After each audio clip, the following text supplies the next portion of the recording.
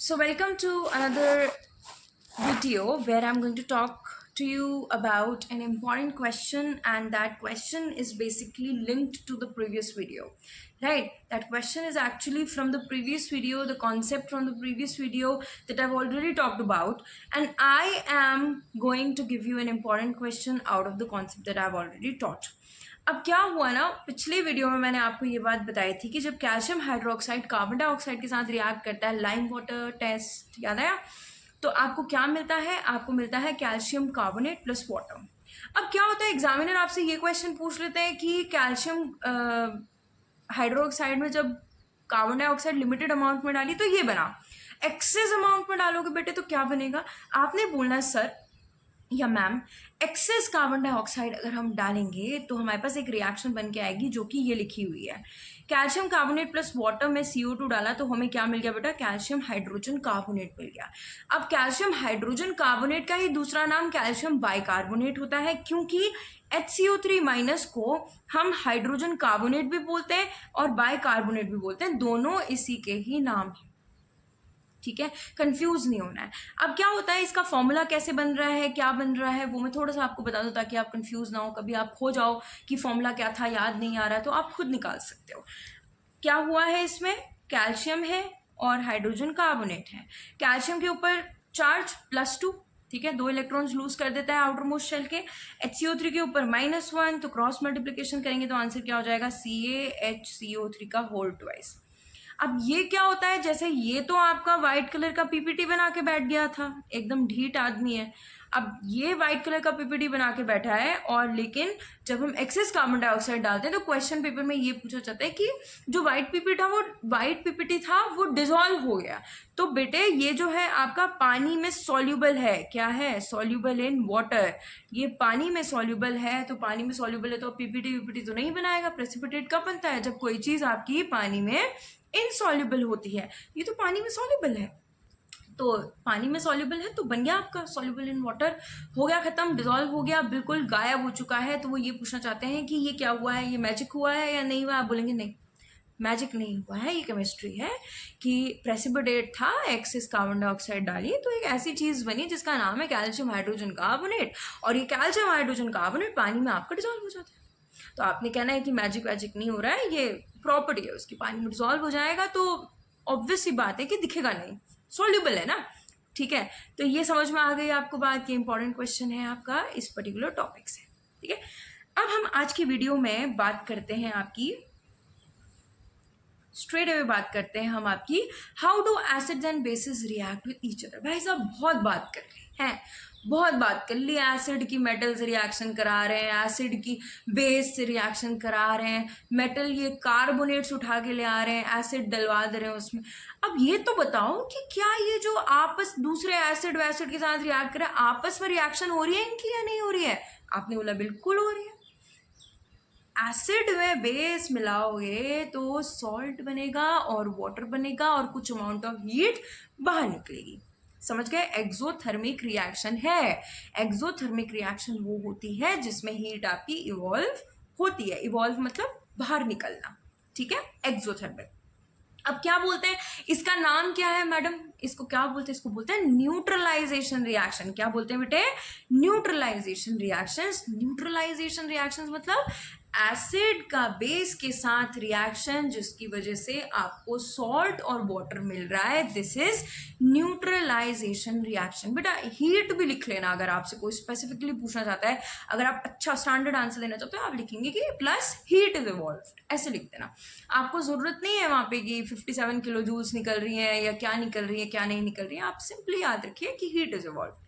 ठीक है, अब उसके बाद आपको बहुत फेमस क्वेश्चन हम आपको देते हैं, और वो आपको तो अब आपके लिए तो बहुत हलवा सवाल है क्योंकि आप फर्स्ट चैप्टर पढ़ के आ चुके हैं, और ये है कि NaOH में एसिड मिला दो HCl तो क्या बनेगा? Salt and water. सॉल्ट क्या बना?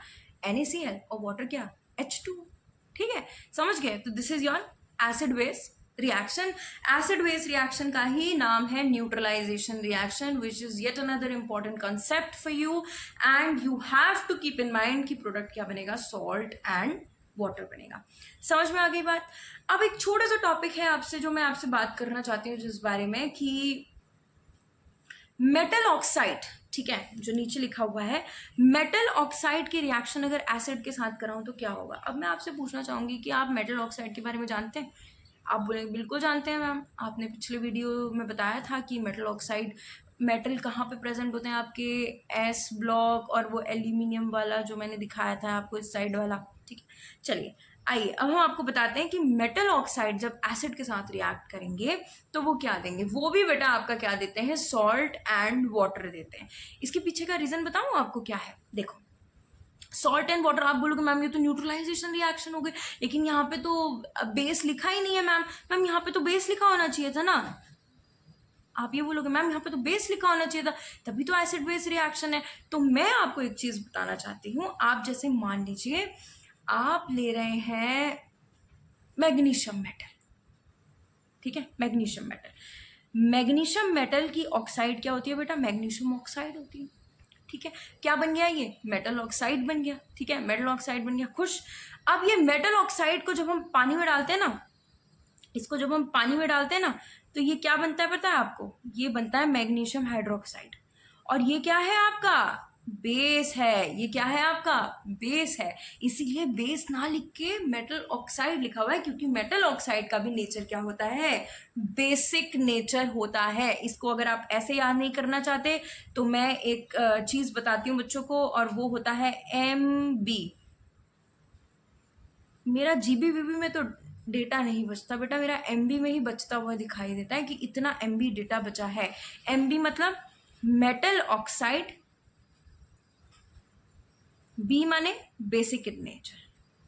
Metal oxide are basic in nature, खेल खत्म। मेटल ऑक्साइड बेसिक है, अगर मेटल ऑक्साइड बेसिक है तो नॉन मेटल ऑक्साइड क्या होंगे, एसिडिक होंगे, बिल्कुल बिल्कुल एसिडिक होंगे, ठीक है, समझ गए। तो यहाँ पे मेटल ऑक्साइड प्लस एसिड क्यों लिखा हुआ है, तो ये सॉल्ट एंड वाटर क्यों लिखा हुआ है, समझ में आ गया, क्योंकि मेटल ऑक्साइड का नेचर कैसा है आपका, बेसिक नेचर का।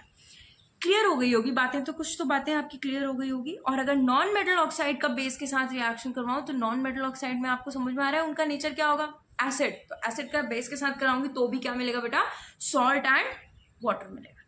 समझ गए आप। अब हम देखते हैं, आपको कुछ चीजें बताते हैं कि metal oxide basic in nature है आपकी, और नॉन मेटल ऑक्साइड आपकी एसिडिक इन नेचर है। अब आपका होमवर्क रहेगा, आप मुझे बताएंगे कि magnesium oxide, aluminium oxide, carbon dioxide, sodium oxide, sulphur oxide, silicon dioxide, ये सब जो हैं आपके, जो भी मैंने अभी बोले यहाँ पे आपको येलो बॉक्स में दिखाई दे रहा होगा, इनका आपको मुझे एसिडिक नेचर है या बेसिक नेचर है, आप ये खुद की प्रैक्टिस के लिए आप इसे सॉल्व कर लीजिएगा। जो जो इनमें से मेटल होंगे उनकी कैसा नेचर होगा उनकी ऑक्साइड का, मेटल ऑक्साइड का कैसा नेचर होता है, B माने कि बेसिक। और जो जो इसमें से आपके नॉन मेटल होंगे उनका क्या होगा, यहाँ पे एसिडिक ऑक्साइड बनेगा। एक चीज और बता देती हूँ आपको,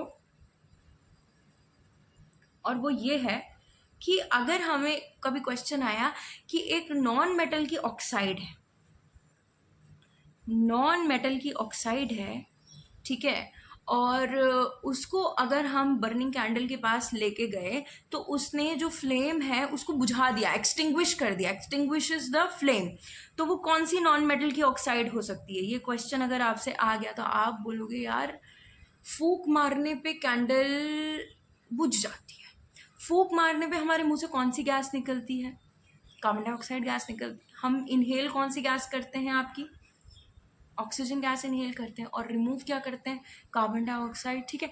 तो आपने कहा कि यार कार्बन डाइऑक्साइड माने कि carbon is a non metal और उसकी ऑक्साइड जो कैंडल को एक्सटिंग्विश कर रही है, तो कार्बन डाइऑक्साइड, आपका जवाब आ गया, ठीक है। ऐसे सोचनी है चीजें, समझ के। क्वेश्चन को लेके कभी भी रोना नहीं है, कभी भी उसके बारे में ज़्यादा प्रोक्रास्टिनेट नहीं करना कि मेरे से नहीं हो रहा, मेरे से नहीं हो रहा।